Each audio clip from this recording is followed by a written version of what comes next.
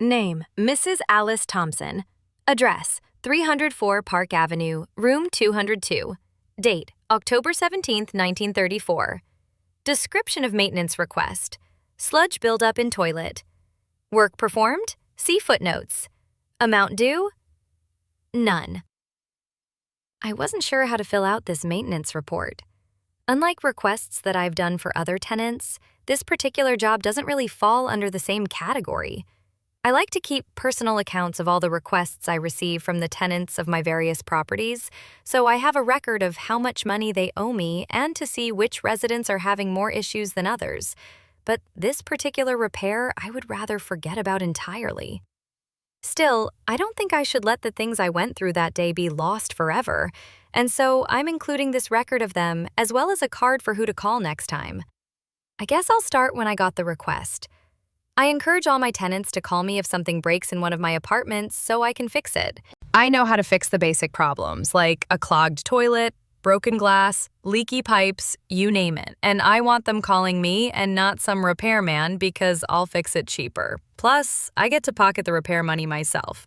Anyway, I got this call from Alice Thompson, elderly woman living in my building on Park. She says she's got this weird black sludge coming out of her toilet and it won't flush. I didn't really want to be dealing with, that stuff today, but Mrs. Thompson was a sweet old lady, always tips big. So I grabbed a few tools and got in my truck to unclog the pile of shit out of her toilet. I got in the front and started for the stairs. This building was a little older and had this weird, musty smell to it that you just couldn't get rid of. Jerry, this broke nut job that lives on the first floor, was standing outside his door with this big, dumb grin on his face, waving hello to me. Yeah, hi, pay your rent or get out. Freeloading prick. I passed him by and made my way to the second floor. The gal living in 201 was there, too. Gorgeous thing she was. Her name was Eliza, Irma? I don't remember. I'd have to check her file. I flashed her the pearly whites and she gave me this devilish smile back, which was the furthest I'd gotten with her yet. I'd like to check her pipes instead of Mrs. Thompson's, if you catch my drift. Finally, I got to Mrs. Thompson's room and gave the door a few good raps. The door creaked open and there was sweet old Alice, already with a few bucks in the palm of her hand. She smiled at me and grabbed my arm to deposit the cash. Don't worry, Mrs. Thompson, I said as she made for the door. I'll have it done before you make it to the lobby.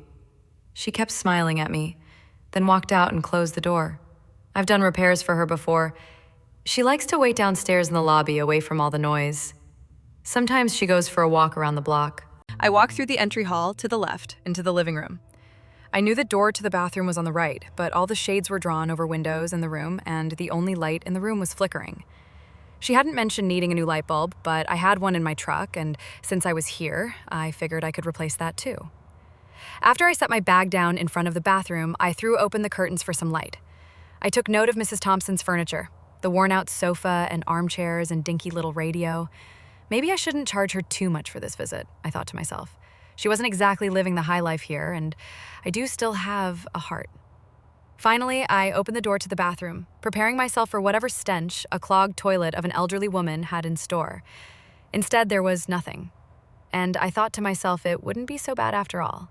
I popped open the lid and recoiled immediately, dropping the lid down as I backed out to the doorway.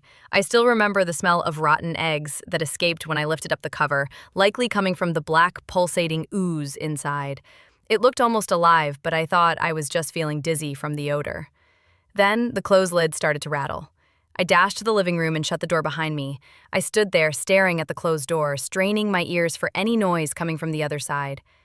I grabbed down towards my bag of tools without taking my eyes off of the bathroom, my hands folding around my monkey wrench. All was silent. That's when I heard a crash from behind me. I spun around to see what broke the glass of the living room window and saw a man wearing a large, light brown overcoat with a green vest underneath crouching through the shattered window into Mrs. Thompson's living room from the fire escape on the outside of the building. Brandishing the wrench I still had clasped in my hand, I yelled, "Hold it right there! Take another step forward," and that's when I noticed the revolver he held in his right, which he then pointed at me and snarled in a quiet, British accent, "Don't move." First a bubbling slime, and now a robbery. Not one to disobey a man with a gun, I froze in place, facing the man with my back to the bathroom door. The Englishman stalked towards me, the tip of the barrel unwavering as he stepped over the broken glass. He then pulled a flashlight out of his large coat and shone it directly into my eyes. "What the hell are you doing?" I demanded as the light blinded my eyes. "All right, you're clean," he said calmly. The light flicked off, and the gun now pointed downwards instead of at me. "You should get out of here, quickly." Perhaps it was the fact I replaced the fire windows a month ago to get them up to code, or maybe it was that this man was threatening me with a gun in my building, but I forgot the situation I was in for a moment and blurted out, "Why the hell should I? This is my building. I can stay wherever the hell I want here. I paid for that right. What gives you the right to go busting up my windows, huh?" He raised the gun once more, his eyes wide. I thought this man was here to rob the place, but now the Englishman looked ready to kill.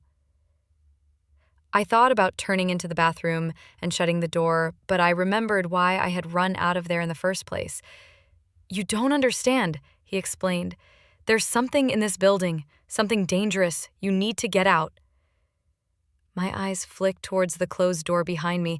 I briefly considered my options and decided to play along. Again, I was sure all he really wanted was to nab any valuables in the place, so why should I put my own life at risk to protect someone else's stuff? I had a good look at him now, tall and athletic, wearing a pair of round glasses above a thick mustache. His hair was light brown, short, and neat, and he looked to be in his 40s. An easy description to give the cops when I got out of this mess. I started to move towards the door out of the apartment when I heard a crunching noise, like when something gets stuck in the garbage disposal that shouldn't be there. The Englishman suddenly shouted, clear and direct, "Down!" Instinctively, I dove onto the floor as I heard the gunshot ring out. I turned my head towards where the shot was fired, only to see a cascade of black sludge erupt from underneath the bathroom door. The ooze, that black mass of undulating mucus, had squeezed through the crack in the door, taking some of it apart as it forced its way out. It had shot upward and elongated into a black tendril that seemed to be heading straight towards my head. It didn't make it, though, since now the sludge had a hole in it, near the top of its reaching arm. I stared at it, mystified at what I was looking at. The arm arched back upward, the hole blasted through it from the Englishman's revolver slowly closing, then came striking downwards where I was laying on the floor. There was a tug at the back of my shirt, and I felt myself skidding across the floor, coming to a stop when I hit the left side of Mrs. Thompson's armchair.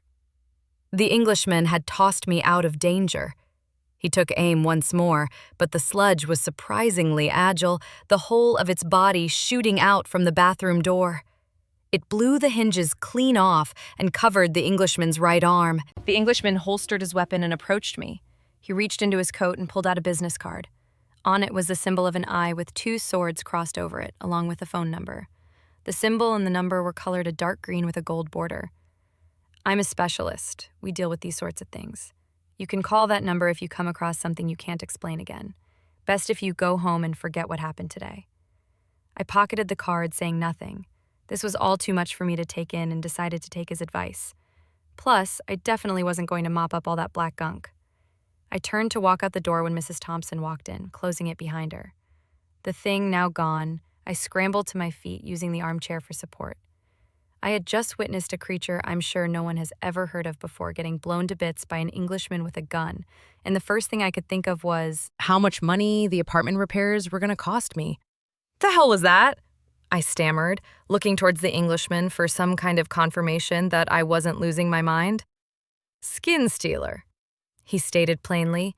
"It enters the body through one of its openings and evicts the organs inside, replacing them and controlling the body. That one was still young. It smells like it was still feeding on its parents' remains." Parents' remains? Skin stealer? Slow down. I don't know what the hell you're talking about. The Englishman holstered his weapon and approached me. He reached into his coat and pulled out a business card. On it was the symbol of an eye with 2 swords crossed over it, along with a phone number. The symbol and the number were colored a dark green with a gold border. I'm a specialist. We deal with these sorts of things. You can call that number if you come across something you can't explain again. Best if you go home and forget what happened today. I pocketed the card, saying nothing. This was all too much for me to take in and decided to take his advice. Plus, I definitely wasn't going to mop up all that black gunk. I turned to walk out the door when Mrs. Thompson walked in, closing it behind her. Smiling, she choked out, "I heard a commotion up here, Mr. Grotti. Is everything all right?" Before I could answer, I saw the Englishman whip his revolver back out and take aim at Mrs. Thompson.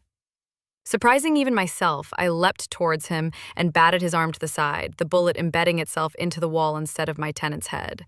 "Don't shoot her! She's the one who lives here!" I turned to Mrs. Thompson, who was just standing there, seemingly stunned. "Alice, are you all right?" As I looked into her eyes for a response, I saw her dark, unreflective pupils expand. Her mouth opened slightly, a thin black ooze slowly spilling out. I staggered backward, understanding now what the Englishman had meant by skin stealer, as Mrs. Thompson lunged forward. I fell backward, expecting to be pounced on by the thing controlling Mrs. Thompson's body, but the Englishman was quick. He caught Mrs. Thompson before she could reach me. He had dropped his gun and produced a knife, probably hidden inside that overcoat of his, and caught her left shoulder with one hand. He plunged the knife, no, dagger might be a more accurate description, into Mrs. Thompson's neck. I prepared for the spray of blood, but it never came. Instead, a liquid form of the sludge from earlier began to slowly spill out of the wound the Englishman had inflicted. Mrs. Thompson kicked the Englishman in the chest with so much force he was sent flying backward, knocking over the sofa as he crashed to the floor. I started crawling away, hoping I no longer seemed as important. I felt my hand land on top of my wrench, the one I had dropped during the first attack. I turned and looked back towards Mrs. Thompson, who had cleared the distance between her and the Englishman. She was swinging at him from above as he lay on the floor. All he could do was raise his arms in front of him to protect himself from the onslaught. I watched it happen for a few seconds, my grip tightening around the wrench. I thought of running, but I just couldn't leave him there. I mustered up my courage and with as much strength as I could and chucked the wrench at Mrs. Thompson's head. It bounced off, and I mean bounced. Almost like it had hit a bag full of water. She turned, her black eyes now focused on me. In that small window of time, the Englishman was able to make another quick stab with his blade, this time hitting Mrs. Thompson in the stomach.